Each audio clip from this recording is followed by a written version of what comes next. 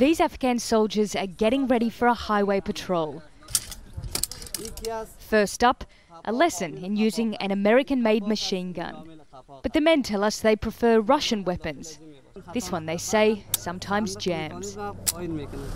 Over the last 5 years, the number of troops at this base near Jalalabad has increased fourfold. And just as well, the Taliban operates in many parts of eastern Afghanistan's countryside. Still, the new base commander says the problem isn't troops, it's weapons. Lack of air support, intelligence balloons and drones have affected our operations a lot. We should have an air force so we can destroy the enemy's bases. We're also very weak in having long-range weapons. These days the war has been modernized, so we need modern weapons.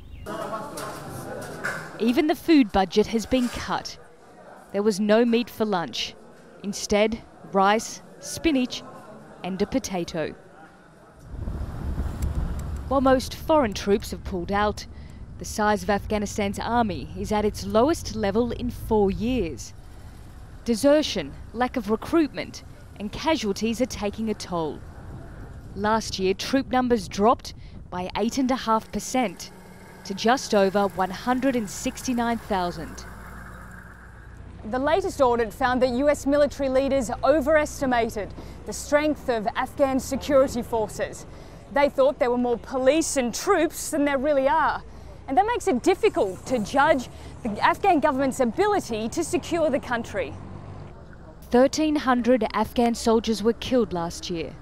For many poor Afghans, it's the only job they can find.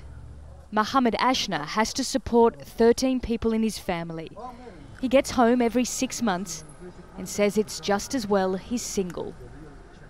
There are provinces where boys are left for a long time. They get bored for 9, 10 months or a year without leave. Then, when they finally get a holiday, they rethink going back to the military, wondering if they will get a leave again. And that's why they don't come back. Every morning, soldiers sweep this stretch of road for improvised explosive devices. They say if they had night vision goggles and jammers to block remote-controlled homemade bombs, they could do a better job protecting people. Taliban fighters are only a few kilometres away. The challenge is holding them back, and it's one Afghanistan is now facing on its own. Nicole Johnston, Al Jazeera, Jalalabad.